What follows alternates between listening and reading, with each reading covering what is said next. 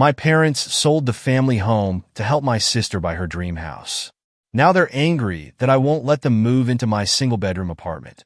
I'm 31, male, and I've lived in the same state my whole life. Growing up, my father and mother were strict but generally fair, or so I thought. My sister, a couple of years younger than me, always seemed to be the center of their world. Over time, I realized she was getting a completely different kind of treatment. I used to brush it off, telling myself it was just normal family dynamics. But as the years passed, it became obvious she was the golden child in every sense. She got brand new clothes while I wore hand-me-downs. She got a full ride to college from our parents' savings, whereas I had to scrape by on scholarships and part-time jobs. Fast forward a decade. I've moved out, settled into a modest single-bedroom apartment in the city, and landed a steady job as a data analyst for a small tech company. Nothing fancy, but I'm proud of how far I've come without much parental support. My father and mother still lived in the old family home back in our suburban hometown.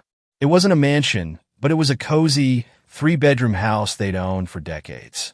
My mother would frequently call me to complain about bills or home repairs, and sometimes I'd help with a little money if I could spare it. One morning, I got a call from my father. He sounded more excited than I'd heard him in years. "Your sister found her dream house," he announced. "It's brand new, bigger than our place, but she needs help with the down payment." I paused.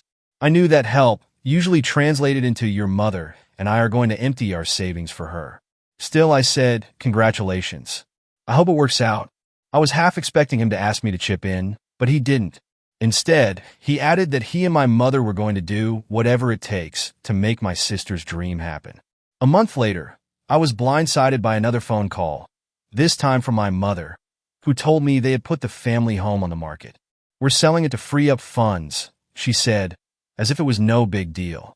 "Your sister deserves this. She's worked so hard." The logic baffled me. My sister's so-called hard work was well known to me. She bounced between marketing jobs every few months, always complaining about toxic workplaces, never managing to hold steady employment. Still, I kept my mouth shut. Soon enough, the house sold. My father and mother celebrated the sale and sent me a few pictures of them standing outside with a sold sign. They had used nearly all the proceeds to help my sister buy her new place. I guess they assumed they'd be comfortable in their next phase of life, possibly moving into a senior community or a smaller condo. But that's not what happened. About 2 weeks later, my mother called me in a panic. "We have nowhere to go," she blurted out. Turns out, they planned to temporarily move into my sister's new home while searching for a smaller property of their own. But my sister, ever the golden child, had apparently insisted she needed her space. My father told me, "We're not exactly welcome to stay long-term at your sister's house. The arrangement was only for a few weeks, and now she's made it clear we should find somewhere else." I felt a surge of frustration. "Did you even try to talk with her?" I asked. My mother's response shocked me. She said we were cramping her style and that it was time for us to be independent. After all, we have money left from the sale, right? But apparently, they'd paid off some of my sister's debts as well, meaning they had barely enough left to buy anything decent. The real estate market had also ballooned in price. Even one-bedroom condos were expensive, and mortgages for retirees with limited income weren't easy to secure. Then came the real reason for her call. My mother sighed dramatically and said, "We were wondering if we could stay with you for just a little while." A pit formed in my stomach. My single-bedroom apartment was small enough for me alone. The thought of my father and mother living with me, especially given their sense of entitlement, felt like a guaranteed nightmare. Yet I also felt guilty. These were my parents, after all. I told them I needed time to think. They both guilt-tripped me immediately, saying things like, "We gave you life, and you won't even give us a roof?" That was the start of a series of manipulative calls and texts, each more pressing and desperate than the last. Eventually, I realized I needed to stand my ground. This wasn't just about space. It was about boundaries, respect, and fairness. And something told me my father and mother had no intention of respecting my boundaries once they got through my front door. The pressure intensified over the following week. My father texted me daily. "We're your parents. We took care of you for so many years," or "I can't believe you'd let us wander homeless when you have a perfectly good apartment." Meanwhile, my mother tried a more emotional approach. calling me at odd hours, crying, I never imagined my own son wouldn't rescue us in our time of need. At first, I tried to reason with them. I explained that my place was too small. I told them my building had strict occupancy rules. One bedroom means 1 or 2 occupants max, no exceptions. But they swatted those explanations aside like trivial excuses. Every time I hung up, I felt a mixture of guilt and anger. The guilt came from the deeply ingrained notion that children should look after their parents. The anger stemmed from the fact that they had just sold a perfectly fine home to bankroll my sister's dream house, and now expected me to fix their mess. The more I thought about it, the more I realized how deeply their favoritism ran. They never once asked for my opinion before selling the family home, never once considered how it might affect future gatherings or memories. It was all about my sister, and now, ironically, she wouldn't even let them stay in her new house. I decided to have one final, straightforward conversation. I invited them out for coffee at a local diner, neutral territory. They arrived together, looking weary and annoyed. My father started the moment we sat down. Son, this is getting ridiculous. Let's just pick up the keys to your apartment. My mother chided him to calm down, then turned to me. We wouldn't be in your way for long, just a few months until we find our own place. I took a deep breath. Mom, Dad, I've thought a lot about this. The reality is, my apartment is too small for 3 people. It violates the lease terms, and beyond that, it would destroy what little personal space I have. My mother waved her hand dismissively. Oh, you're being dramatic. We're family. Family can always squeeze in. No, I said firmly. I'm sorry, but no. Their expressions shifted from confident entitlement to shock. My father's face darkened. He said in a low voice, "We raised you better than this. You owe us." My mother chimed in. "We invested so much in your upbringing, and now you can't even give us a sofa to sleep on?" They started recounting stories from my childhood, how they paid for my summer camp when I was 9, how they let me use the car in high school. Each memory was weaponized to make me feel ungrateful. Eventually, the tension became unbearable. The diner's chatter felt distant as my father's voice rose. "This is a disgrace. You're turning your back on your own flesh and blood." I stood up, dropped some cash for the coffee, and said, "I'm not obligated to fix the consequences of your choice to sell the house and funnel everything to my sister. You made your bed. Now you can lie in it."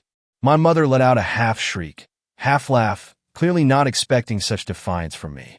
When I walked out, part of me felt a pang of sadness, but a larger part felt relief. They had always controlled the narrative, always assumed I'd go along with their plans. Finally, I was putting my foot down. Of course, that didn't mean they were done trying to manipulate me. In fact, the real chaos started the next morning when my mother decided to involve my sister. I was at my desk sifting through data at work when my phone rang. My sister rarely called, so I knew it wouldn't be good. Sure enough, she launched into a tirade. "What is wrong with you? Mom and Dad are old and desperate, and you won't help them out?" Her tone dripped with sanctimony. I calmly explained, "I have 1 bedroom, sis. They can't live in my living room indefinitely." She retorted, "What about the time you stayed at their house rent-free after college?" I reminded her that I had contributed money for groceries and did chores, but she was too worked up to listen. Then she upped the ante. "Well, if you won't help them, I'll have to kick them out sooner. I'm not changing my entire lifestyle for them." The sheer entitlement made my blood boil. She had a giant house, courtesy of our parents' sacrifice, but apparently, letting them occupy a guest room for more than a few weeks was too great an inconvenience. She wasn't even paying them rent. She ended the call by shouting, "You'll regret this. I'll make sure everyone knows what a selfish jerk you are." Then she hung up. The next few days felt like a siege. Word got around to extended family, and a few aunts and uncles started calling me, telling me I should do the right thing. My father must have spun a sob story about how they were on the verge of homelessness, and that I, their heartless son, refused to help. I had to repeatedly explain the circumstances to each relative who called. Some understood. Others sided with my father and mother, accusing me of abandoning them. My stress levels skyrocketed.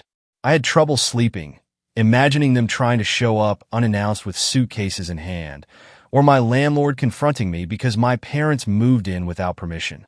I decided to talk to my landlord preemptively. He was a practical man who said, "I'm sorry, but the lease is clear. No additional occupants beyond you, unless we sign a new agreement, and that's subject to building rules. The manager won't approve 3 people in that space."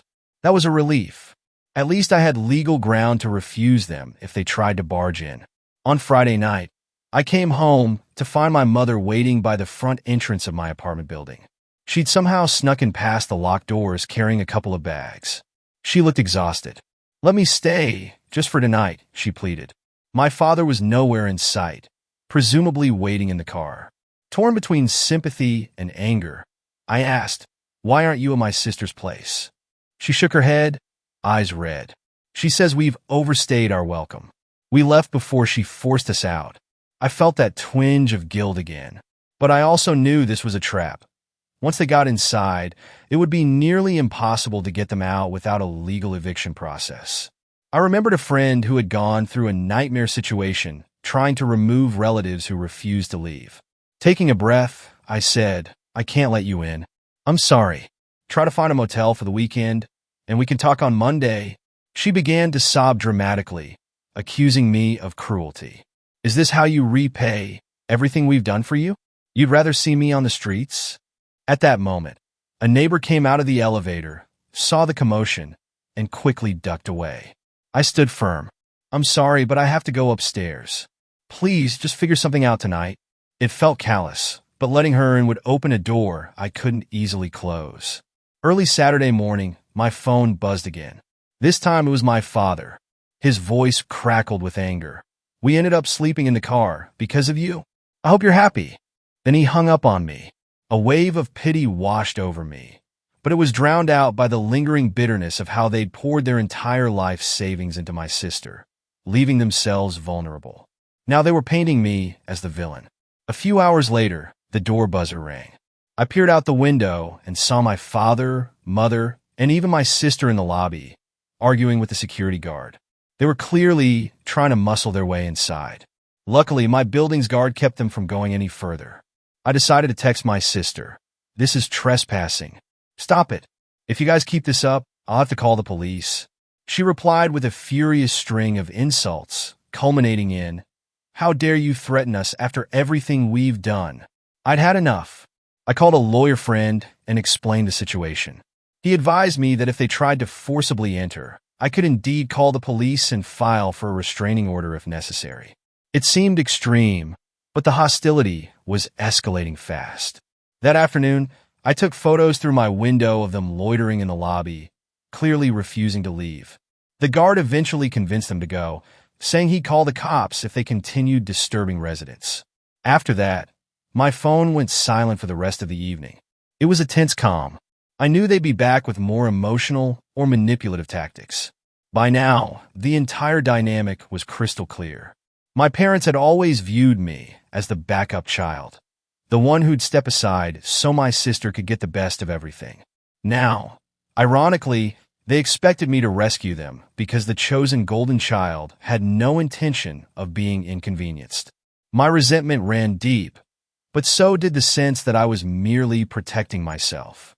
On Monday morning, I received a frantic call from my mother. She was at the county courthouse, seeking to claim her right to stay with me. Apparently, she'd spoken to some clerk about landlord-tenant laws, hoping to find a loophole.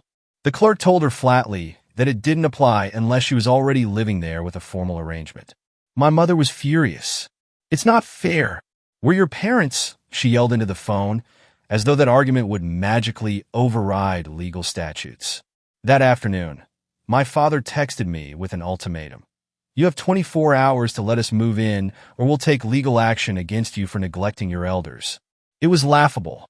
As far as I was aware, there's no legal requirement in the USA that forces adult children to house their parents, especially when those parents voluntarily sold their home and have alternative resources. My father must have realized this, too, because no actual lawsuit materialized. Still, the threats rattled me enough to follow up with my lawyer friend. He confirmed that my parents had no valid legal standing to force me to house them. If anything, my father's text could be interpreted as harassment. My lawyer advised me to respond calmly, in writing, that I was declining their request, citing my lease restrictions, limited space, and their ongoing harassment. So I did just that, sending them a brief but firm text message. Then the final blow came. My father and mother turned up at my sister's house, presumably to beg her one last time. Unbeknownst to me, my sister had rented out one of her extra rooms to a friend for some extra income. She wouldn't budge. A heated argument broke out, and the neighbors called the police when my father started shouting at my sister's friend. According to a mutual acquaintance, the cops arrived and told them they had to leave.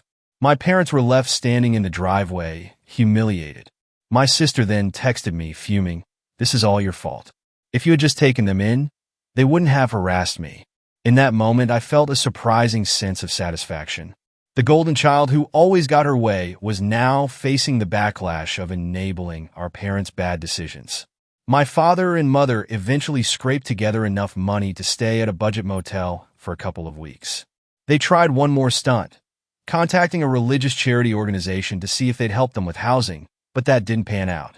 There was also talk of them moving out of state to find cheaper living options, but that never materialized either. To be honest, I'm not sure exactly where they ended up long term.